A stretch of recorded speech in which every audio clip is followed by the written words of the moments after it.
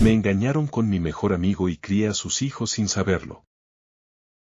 Durante años, creí haber logrado lo imposible, construir una familia desde el abismo de la diferencia, desde esa bizarra mezcla entre devoción, sumisión y deseo de ser suficiente.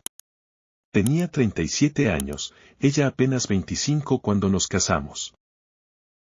Tuvimos 3 hijos, M, hoy de 17 años, un joven introspectivo y desafiante, las gemelas de IL, de 8, un torbellino de energía y ternura, y el pequeño C, de apenas 6, que miraba el mundo como si todo fuera un misterio por resolver. Los amaba.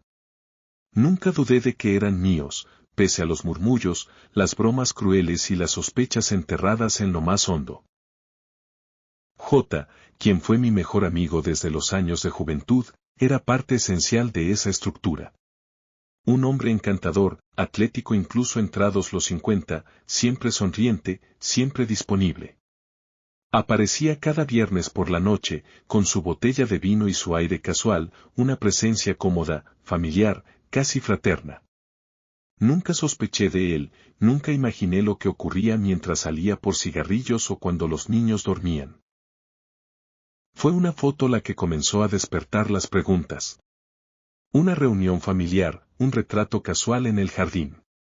Los niños jugando. J entre ellos, riendo. Alguien lo comentó sin pensar, tu hijo se parece a J cuando tenía esa edad, increíble el parecido. Lo tomé como una tontería. Pero luego vinieron más observaciones, más fotos, más gestos. Y el espejo. Su propio espejo. Porque los niños, sobre todo M, no se parecían a mí en nada. Ni en el andar, ni en los ojos, ni en la sonrisa torcida que herede de mi padre. Pero sí se parecían a J. Fue entonces cuando el vacío comenzó a expandirse. Los exámenes de ADN confirmaron lo que ya temía. Ninguno de los 3 niños compartía mi carga genética. Ni una coincidencia. 3 hijos. 3 traiciones. Y el mismo padre, J. La confrontación con mi esposa fue silenciosa, casi clínica. No hubo negaciones, solo llanto. Ella se derrumbó y confesó entre hipos que no supo cómo detenerlo, que todo comenzó como un error, una noche de soledad, una debilidad. Pero luego se volvió costumbre, que J le prometió callar, que era mejor así, que yo nunca podría darle hijos como J podía, que le dolía haberme engañado tanto tiempo. El mundo no se desmoronó con un grito, sino con un suspiro. Lo próximo fue una mudanza parcial. Me mudé en un pequeño apartamento amueblado, mientras el divorcio avanzaba con la misma frialdad que una enfermedad terminal. Contraté a una abogada de la familia con fama de implacable. Llamémosla T. Me explicó el proceso, custodia, propiedad, pensión, bienes compartidos. Ellos no son sus hijos legales, pero usted ha ejercido como padre, me dijo. Puede reclamar la patria potestad, pero el juez decidirá si eso es lo mejor para ellos.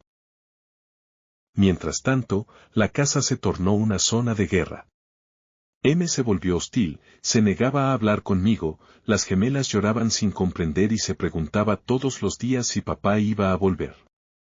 Mi esposa, llamémosla R, por su parte, se refugiaba en su madre.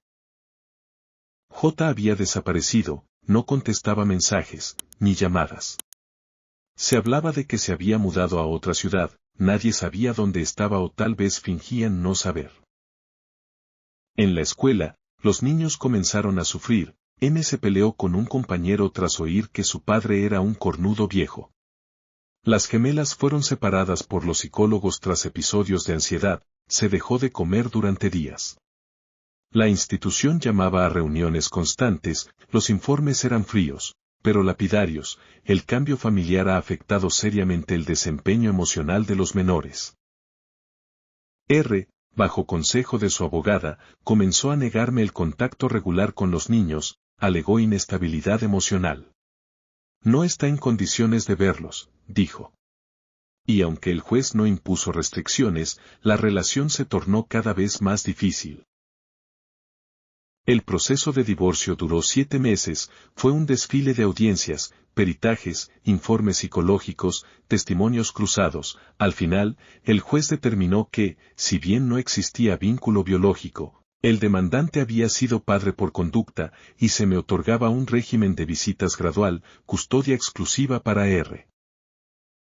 El apartamento se convirtió en mi nuevo hogar definitivo, llené las paredes con fotos de antes, de los niños en vacaciones, de R sonriendo.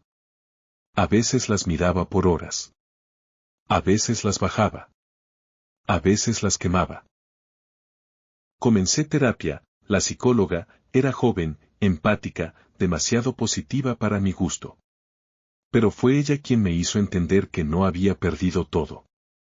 Que los vínculos no dependían de la sangre, sino del tiempo compartido. Que los niños, pese a todo, seguirían buscándome si sabía esperar.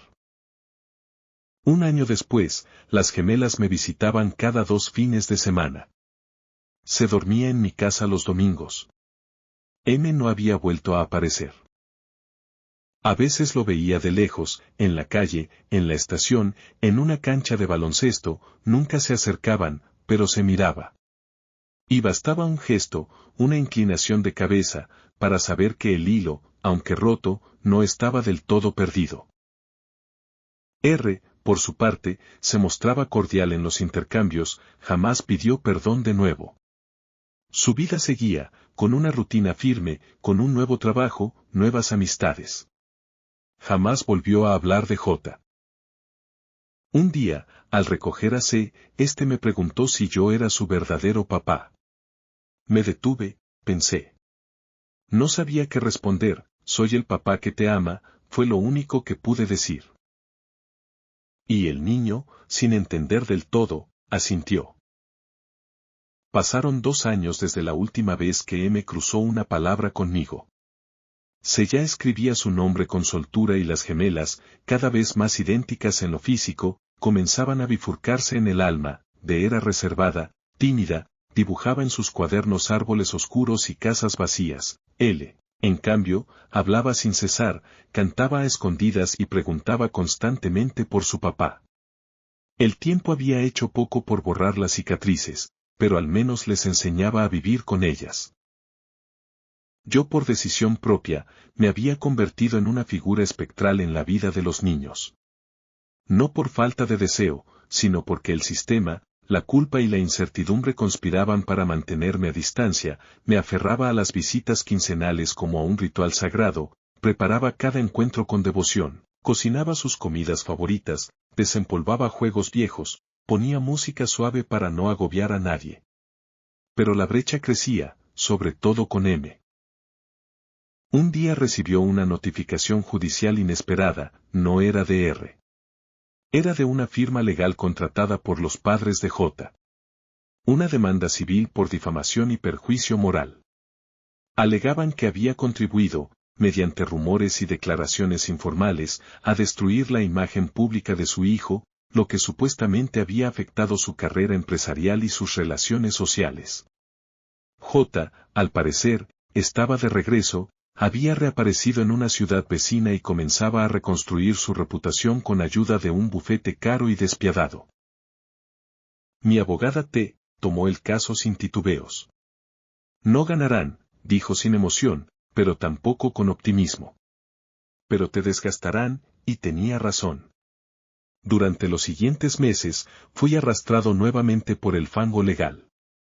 Declaraciones, contrademandas, solicitudes de pruebas, en el proceso, salieron a la luz correos electrónicos antiguos, fotos, incluso mensajes filtrados por el propio M, quien, sin saberlo, había dado acceso a su móvil a un abogado auxiliar del equipo rival. La traición de M me golpeó con fuerza. En una carta escrita a mano, M explicaba que no lo hacía por odio, sino por confusión. Que no sabía a quién creer. Que a veces soñaba que J era su verdadero padre y se sentía orgulloso. Y que otras veces, despertaba deseando que su verdadero padre fuera el hombre que lo había llevado en hombros durante su primera caída en bicicleta. En paralelo, R mantenía una postura ambigua. No me atacaba públicamente, pero tampoco me defendía, prefería una neutralidad distante, cuidadosamente calculada, no me prohibía ver a los niños, pero cambiaba fechas, postergaba visitas, olvidaba responder mensajes. En una ocasión, canceló un fin de semana completo porque, supuestamente, tenía fiebre. Cuando fui con medicamentos y frutas, descubrí que la niña estaba en una fiesta infantil. Fue una confusión, murmuró ella sin siquiera abrir la puerta del todo. Los momentos de alivio venían de lugares inesperados, él comenzó a enviarme dibujos por correo, casas con dos figuras sonrientes, puestas de sol y frases como te quiero, papá escritas con letras inestables pero intensas. En cambio, escribía pequeñas notas escondidas en los bolsillos de su mochila, no estoy enojada, solo triste. Cuando me veía, me abrazaba con desesperación silenciosa, como si temiera que desapareciera de nuevo. Fue la psicóloga, quien me alentó a considerar una nueva estrategia. Algo nuevo, no como venganza, ni como reparación. Así lo hice. Comencé a escribir un diario, uno que esperaba dejarle a los niños algún día. No para justificar mis actos, ni para señalar culpables, sino para narrar los años invisibles, esos momentos de ternura en medio del caos. Escribía sobre la primera palabra de C, sobre cómo L siempre dormía abrazada a su hermana, sobre cómo M una vez dijo que su mayor miedo era que muriera sin saber cuánto lo quería. La última visita de los niños fue distinta. M apareció sin anunciarse. Saludó con frialdad, pero se quedó, jugó con C, ayudó a D con un trabajo de ciencias, al irse, se detuvo en la puerta. No quiero que creas que te odio, dijo sin mirarme. Solo, no sé qué hacer con todo esto. Días después, recibí una llamada de la madre de R. Quería hablar, nos vimos en un parque público. Ella, siempre distante, siempre crítica, parecía distinta. Menos rígida. Me dijo que no sabía si lo que había pasado fue justo. Que su hija estaba más rota de lo que admitía.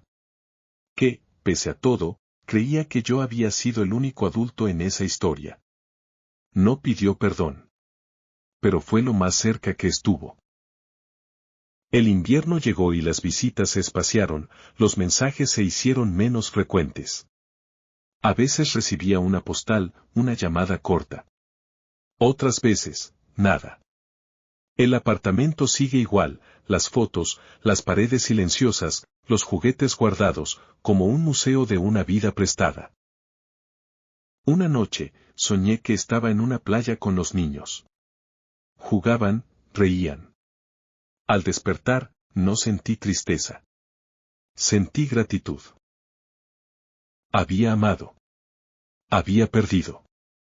Y, sin embargo, algo de mí persiste en cada uno de esos pequeños seres que un día me llamaron papá, aunque la sangre dijera otra cosa. Y eso, aunque nadie más lo supiera, era suficiente para seguir adelante.